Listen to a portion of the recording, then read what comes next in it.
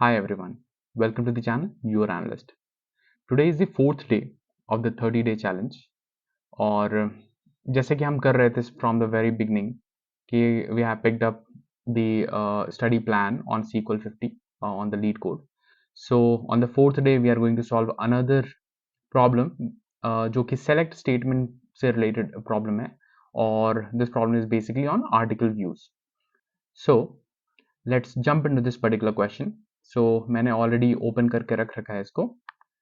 This is the question here. So before we start writing the query, सबसे पहले देख लेते हैं question क्या है. So ये basically एक views table है. तो I guess e-commerce companies में जो भी काम करते हैं तो they might be aware of this. Views table काफ़ी use होता है कि कौन कितने सारे products use कर रहा है. Anyways, सो इस पर्टिकुलर क्वेश्चन पे आते हैं. ये एक व्यूज टेबल है जिसमें कि दिया हुआ है there is article ID, author ID, viewer ID and view date. These are the columns. इनके डेटा टाइप्स हैं ऑलरेडी अवेलेबल. दिया हुआ है कि there is no primary key for this particular table and the table may have duplicate rows. The row of this table indicates that some viewer has viewed an article. All right. So the question is, write a solution to find all the authors that viewed at least one of their own articles. So यहाँ पर एक author ID और viewer ID है और question ये पूछ रहा है कि क्या author ID और viewer ID सेम है. That's what is the question. और दूसरा पार्ट ये भी लिखा हुआ है कि return the result sorted by ID in ascending order. Cool. तो इसमें दो तीन चीज़ें हैं. आई थिंक दो तीन कॉन्सेप्ट्स हैं जो कि हमारे लिए यूजफुल होंगे. एक तो है जैसे कि ऑलरेडी यहाँ पर लिखा हुआ है कि this data is not unique. यहाँ पर डुप्लीकेट रोज हैं. सो इमिडिएटली दिमाग में सबसे पहले ये आना चाहिए कि यार हमें तो डिस्टिंक्ट यूज करना पड़ेगा. और इवेंचुअली इन्होंने रिजल्ट में ये भी बोला हुआ है कि इनको डेटा जो है सॉर्टेड फॉर्म में चाहिए असेंडिंग ऑर्डर में. So that is fine.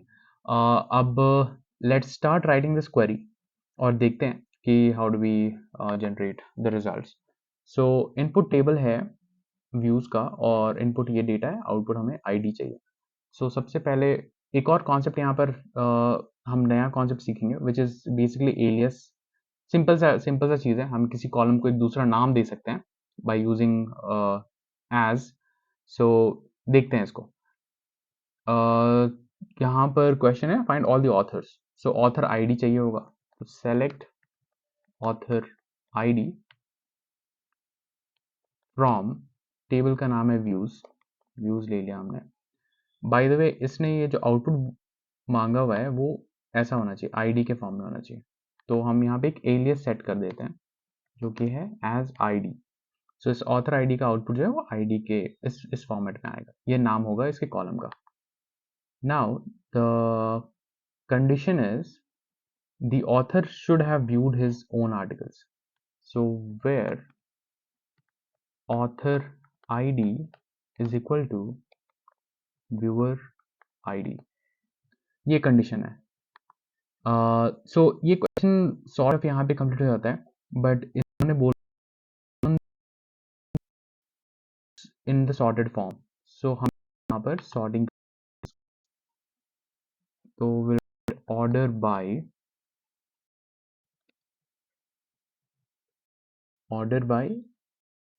There are various method to this. Either आप वन यूज कर सकते हो तो जो फर्स्ट कॉलम है उसके हिसाब से ये इसको ऑर्डर कर देगा.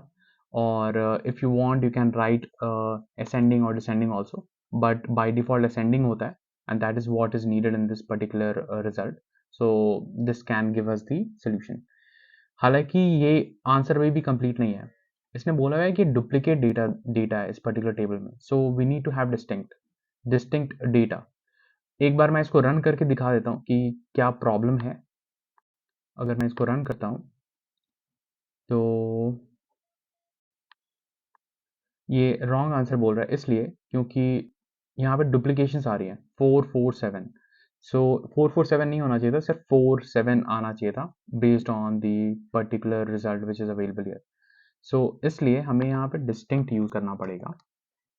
और जब हम डिस्टिंक्ट यूज़ करेंगे तो और if we run this now I think हमारा ये रिजल्ट हमारा सही आएगा. ये सोल्यूशन एक्सेप्ट. ऑर्डर बाय का एक और चीज़ बताना चाह रहा था कि ऑर्डर बाय में you can right it like this also, you can just mention order by ID. अगर ऑर्डर बाय आईडी करोगे तब भी ये आंसर सही आएगा। और राइट, ये ऑर्डर बाय आईडी में भी आंसर सही आ रहा है और ये रिजल्ट सबमिट भी हो गया। ये एक्सेप्टेड दिखा रहा है और ये सबमिट हो गया।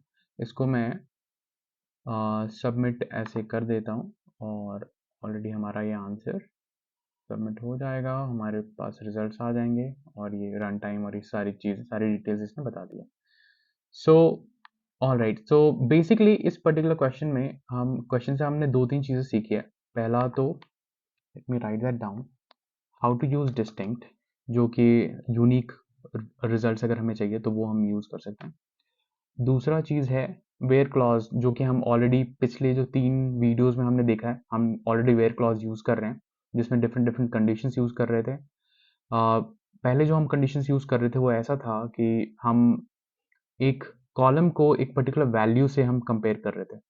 बट यहाँ पर क्या है, ये जो कॉलम की वैल्यू है उसको हम एक दूसरे कॉलम की वैल्यू से कंपेयर कर रहे हैं। सो ये उतना डिफिकल्ट, आई डोंट थिंक ये उतना डिफिकल्ट होना चाहिए to understand. So I guess उतना ज़्यादा मैं एलैबोरेट नहीं करूँगा इस पे। और एक ऑर्डर बाय भी है। ऑर्डर बाय के बारे में हमने देखा, ऑर्डर बाय कैसे करना है। एक कॉलम नेम है, either you can put the column name here or you can just put the you can denote it by 1 2 3 as well, so वो भी काम करता है। and order by ascending और descending होता है, and ascending जो है वो default होता है। यहाँ पर अगर मैं चाहूँ तो ascending भी कर दूंगा and I can run this code, then also the results would be fine. All right, हमने so this is all we learned in this particular video. See you in the next one. Thank you.